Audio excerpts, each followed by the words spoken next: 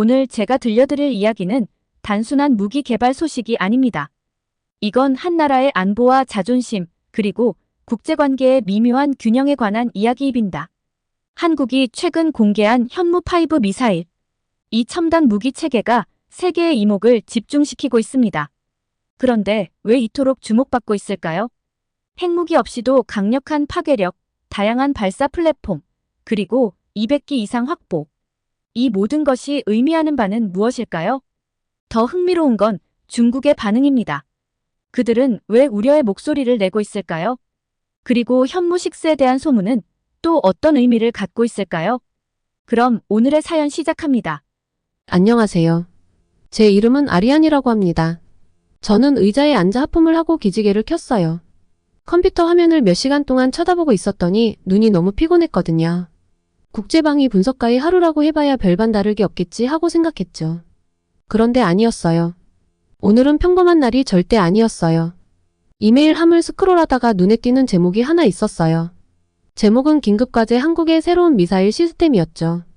심장이 덜컥했어요. 이건 중요한 소식이었거든요. 메일을 클릭해서 읽어나가는데 설렘과 긴장이 뒤섞인 기분이 들었어요. 상사께서 한국의 신형 현무5 미사일 시스템에 대한 보고서를 작성하라고 하시더라고요. 그저 그런 미사일이 아니었어요. 이건 진짜 게임 체인저였죠. 와, 이거 재밌겠는데. 저는 혼잣말로 중얼거렸어요. 저는 제일 잘하는 일부터 시작했어요. 연구요. 브라우저의 여러 탭을 열고 현무5에 대한 정보를 최대한 많이 찾아보기 시작했죠. 제일 먼저 눈에 들어온 건 그 미사일의 위력이었어요. 이 미사일은 장난이 아니었어요. 엄청 먼 거리의 목표물도 타격할 수 있었고 상당한 파괴력을 가지고 있었죠. 그런데 중요한 건 핵무기를 사용하지 않는다는 거였어요. 그 점이 이 미사일을 특별하게 만들었죠. 더 알아볼수록 이 미사일은 마치 스위스 군용 칼 같았어요. 지상에서, 함정에서, 심지어 언젠가는 수중에서도 발사할 수 있다고 하더라고요. 그러니까 적들이 어디서 이 미사일이 날아올지 쉽게 알 수 없게 만드는 거였어요. 이건 그냥 새로운 무기 이상의 의미가 있네. 저는 소리내서 생각했어요. 동아시아 전체의 판을 바꾸고 있는 거잖아. 의자에 몸을 기대며 이 모든 게 무슨 의미일지 곰곰이 생각해봤어요. 한국이 정말 크게 나선 거였어요. 스스로를 지키겠다는 의지를 세계에 보여주고 있었던 거죠. 그런데 더 깊이 파고들수록 흥미로운 점이 하나 눈에 띄었어요. 각 나라들이 현무5에 대해 생각하는 게 완전히 다르더라고요. 전 세계의 기사들을 찾아봤어요.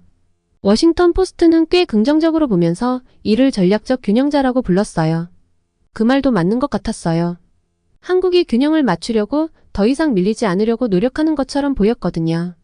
다음으로 BBC 기사를 확인했어요. 거기서는 미사일의 유연성에 대해 많이 이야기하더라고요. 여러 상황에 맞춰 다양한 역할을 할 수 있다는 점이 정말 대단하다고 생각했어요. 유럽에서는 어떤 반응인지 궁금해서 독일과 프랑스의 기사도 찾아봤어요. 그들은 한국이 자주적으로 자국을 지키기 위해 더 독립적이 되고 있다는 점을 긍정적으로 보는 것 같았어요. 마치 어른이 되어 더 이상 부모님께만 의존하지 않고 스스로를 돌보는 것과 비슷한 느낌이었죠. 그런데 중국 기사에 도달했을 때는 이야기가 완전히 달라졌어요. 와, 그들은 전혀 기분이 좋지 않았어요. 한국이 공격적이고 심지어 위험할 수도 있다고 생각하는 것 같더라고요. 이걸 보니 이 상황이 얼마나 복잡한지 다시 한번 느껴졌어요. 최근 중국이 자국의 대형 미사일 둥펑41을 공개했던 게 생각났어요. 마치 우리도 큰 미사일을 가지고 있다 고 외치는 것처럼 느껴졌죠. 다들 서로 얼마나 강한지 보여주려고 하는 것 같았어요. 좀 더 찾아보니 중국의 한 군사 전문가와의 인터뷰를 발견했어요. 그 사람은 현무5에 대해 정말로 걱정하고 있더라고요.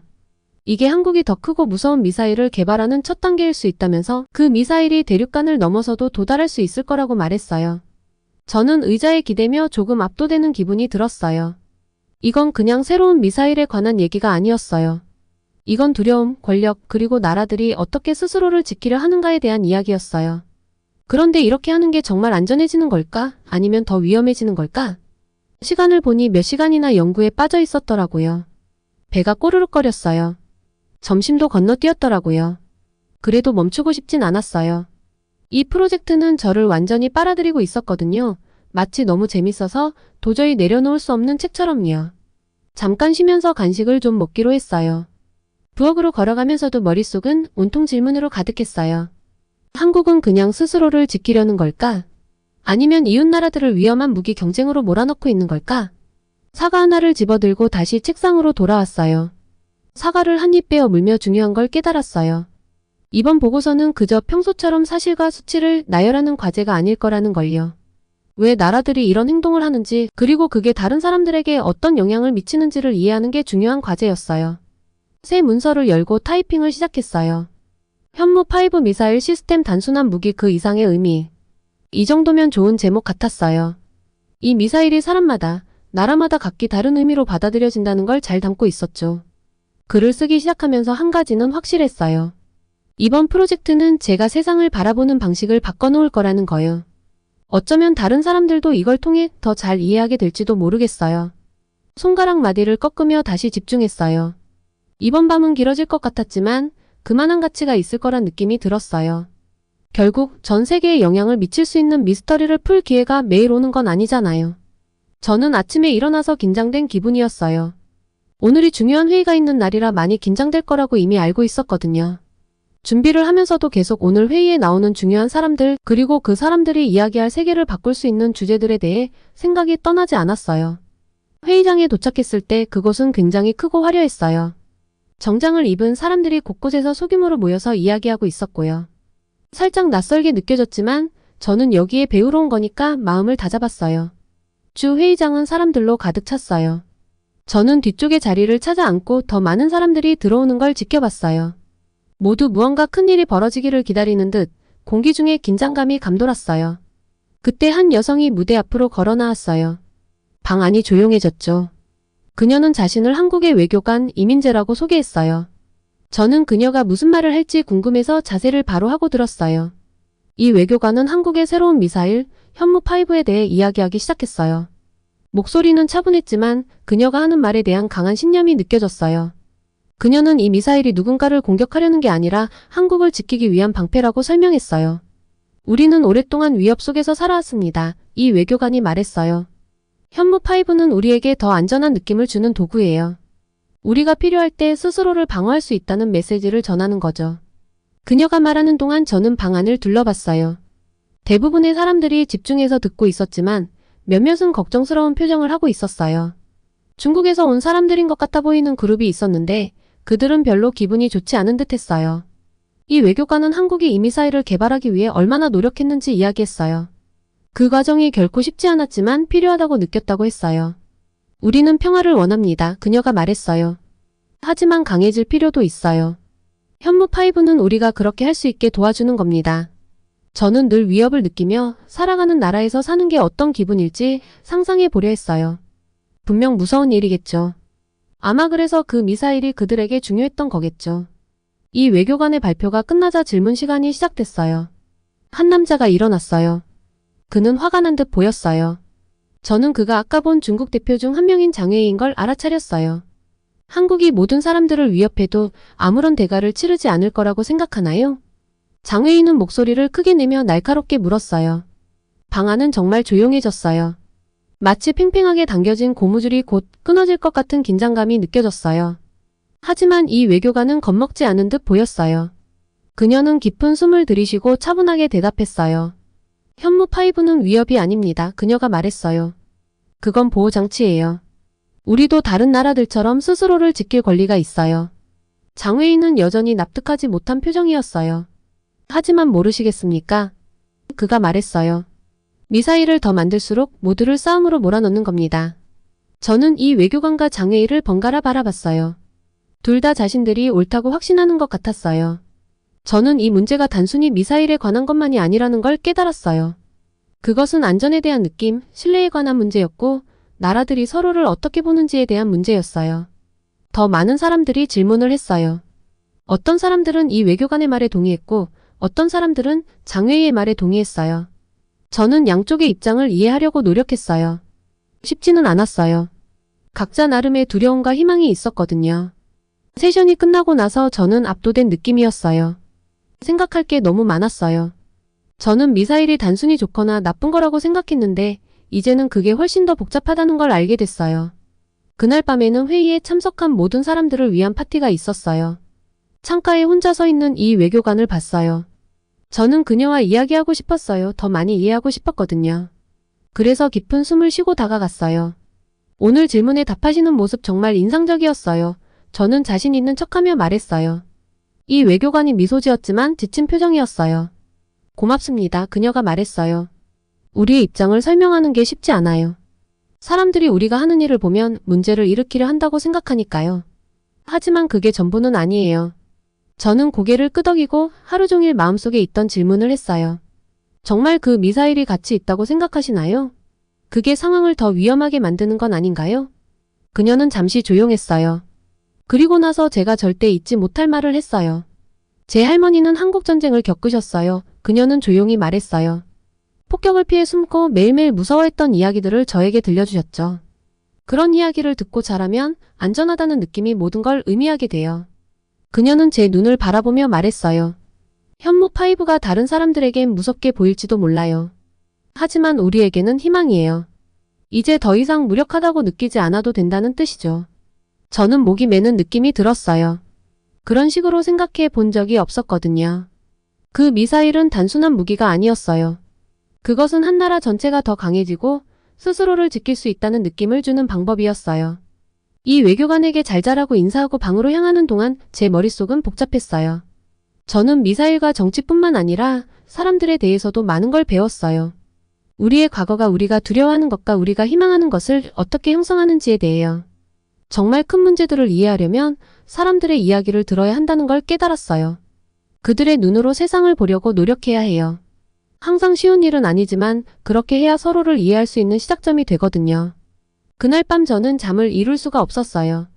제 머릿속에는 이민재와의 대화가 계속 반복되고 있었죠. 호텔 침대에 누워 천장을 바라보며 하루 만에 제 관점이 얼마나 많이 변했는지를 깨달았어요. 처음 이 임무를 맡았을 때는 단지 미사일과 힘에 관한 것이라고 생각했어요. 그런데 이제 보니 그게 전부가 아니더라고요. 이건 사람들에 대한 이야기였어요. 그들의 두려움, 희망, 그리고 안전하게 살 권리에 대한 이야기였죠. 저는 일어나서 창가로 걸어갔어요. 도시의 불빛들이 아래에서 반짝이고 있었는데 그 불빛들이 전부 거기 사는 사람들의 삶을 상징하는 것처럼 느껴졌어요. 저 불빛 하나하나가 두려움 없이 살고 싶은 한 가족일 수도 있겠구나 생각이 들었어요. 제 나라를 생각해봤어요. 우리가 위협을 느꼈던 순간들, 그때의 무서운 감정 말이에요. 누군가가 나나 내 소중한 사람들에게 해를 끼칠 수 있다는 생각, 그리고 제가 아무것도 할 수 없다는 그 무력함 참 무섭죠. 그때 깨달았어요. 현무5는 단지 무기가 아니었어요. 한국에게는 거대한 방패 같은 존재였던 거예요. 그들의 방식으로 우리는 강하다. 우리 스스로를 지킬 수 있다고 말하는 거였죠. 그것이 한국 사람들에게 얼마나 큰 안도감을 줄지 상상하게 됐어요. 이민재가 그의 할머니 이야기를 했던 게 떠올랐어요. 할머니는 참혹한 전쟁을 겪으셨고 숨어 지내면서 항상 두려움 속에 계셨다고 했죠. 그분이 느꼈을 감정을 떠올려 보니 마음이 아팠어요. 그러면서도 왜 그 미사일이 그들에게 그렇게 중요한지 이해하게 됐어요. 한국에게 이건 단순히 과시하거나 다른 이들을 겁주려는 게 아니었어요. 다시는 무력감을 느끼지 않기 위해서였죠. 당당하게 서서 우린 피해자가 되지 않겠다라고 말하기 위한 거였어요. 저는 책상에 앉아서 글을 쓰기 시작했어요. 제 보고서는 단지 미사일의 사거리나 위력에 대한 것만이 아니었어요. 저는 그 미사일 뒤에 있는 사람들의 이야기를 담고 싶었어요. 다른 사람들도 그들의 두려움과 희망, 그리고 그 미사일이 왜 그렇게 중요한지 이해하게 하고 싶었거든요. 글을 쓰면서 우리가 다른 사람들의 이야기를 모를 때 얼마나 쉽게 판단해버리는지 생각했어요. 어떤 나라가 무기를 개발하는 걸 보면 우리는 그들이 공격적이라고 생각하죠. 하지만 그들이 왜 그렇게 하는지 이해하려고 한다면 어떨까요? 그들의 이야기를 듣고 그들의 관점에서 세상을 보려고 한다면요. 저는 한국의 역사에 대해 썼어요. 전쟁과 그들이 직면했던 위협에 대해, 그리고 아직도 피난처에 숨었던 기억을 갖고 계신 할머니들에 대해 썼어요. 그 이야기를 듣고 자란 젊은이들에 대해서도요. 제 보고서를 읽는 사람들이 제가 느끼는 것들을 느낄 수 있기를 바랐어요. 이건 단순히 정치나 힘의 문제가 아니라 사람에 관한 이야기였어요. 해가 떠오를 무렵 저는 보고서를 마쳤어요.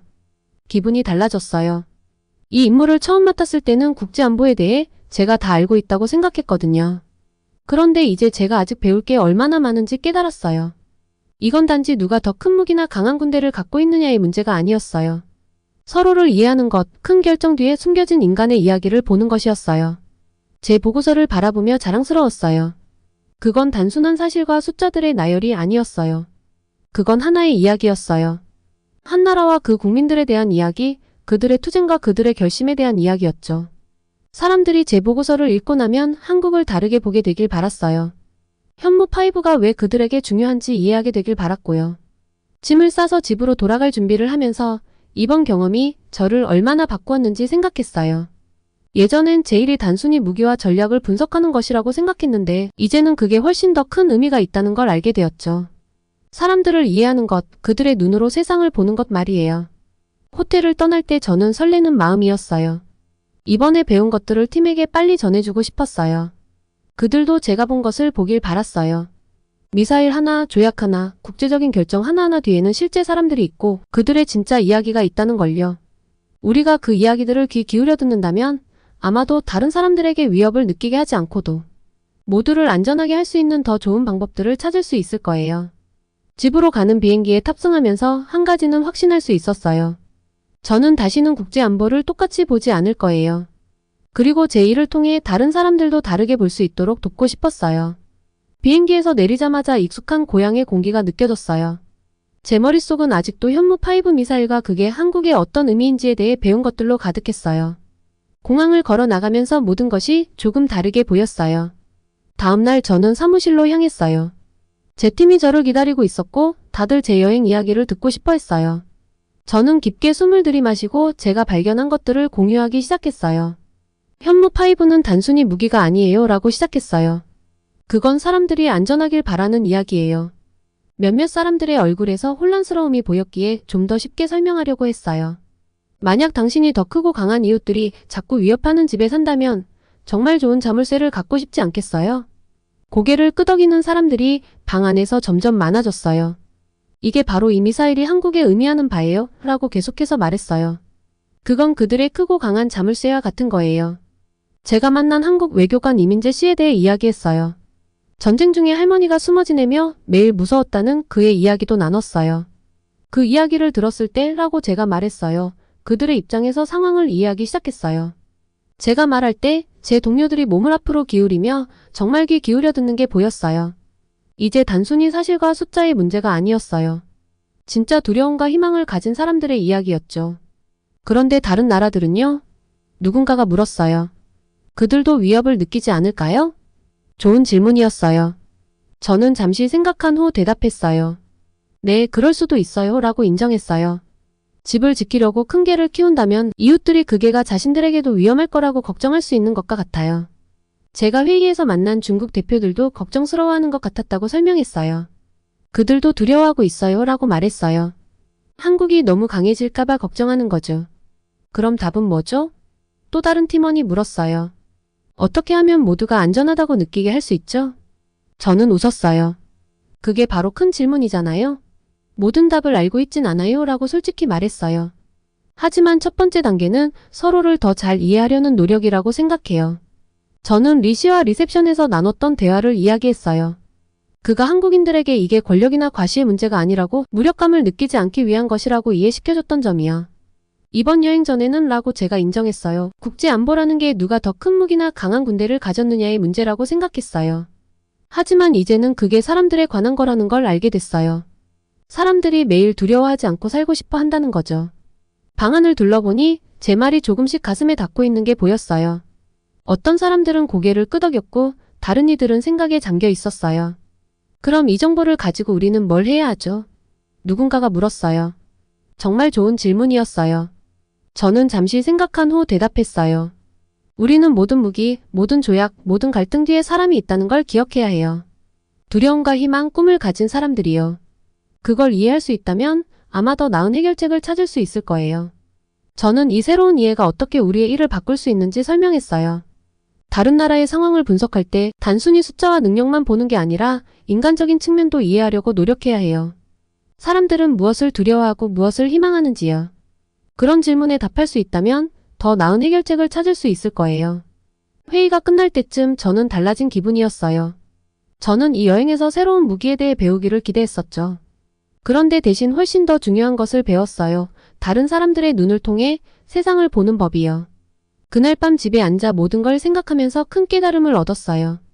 제 일은 단순히 무기나 전략을 이해하는 게 아니었어요. 사람을 이해하는 일이었죠. 그리고 아마도 더 많은 사람들이 그렇게 하려고 한다면 세상을 조금 더 덜 무섭게 만들 수 있을 거라는 희망이 생겼어요. 여전히 해야 할 일이 많다는 걸 알았어요. 세상은 복잡하고 쉬운 답은 없어요. 하지만 희망이 생겼어요. 왜냐하면 이제 저는 모든 큰 말과 무서운 무기들 뒤에는 단순히 안전을 원하고 가족과 집을 지키고 싶은 사람들이 있다는 걸 알았으니까요. 그걸 기억할 수 있다면 아마도 서로를 위협하지 않으면서 모두가 안전하다고 느끼게 할 방법을 찾을 수 있을 거예요. 그날 밤 잠자리에 들면서 저 자신에게 약속했어요. 이제부터는 언제나 겉으로 드러난 것만 보지 않고 헤드라인 뒤에 숨겨진 인간의 이야기를 보려고 노력하겠다고요. 왜냐하면 진정한 이해는 바로 거기에서 시작되니까요.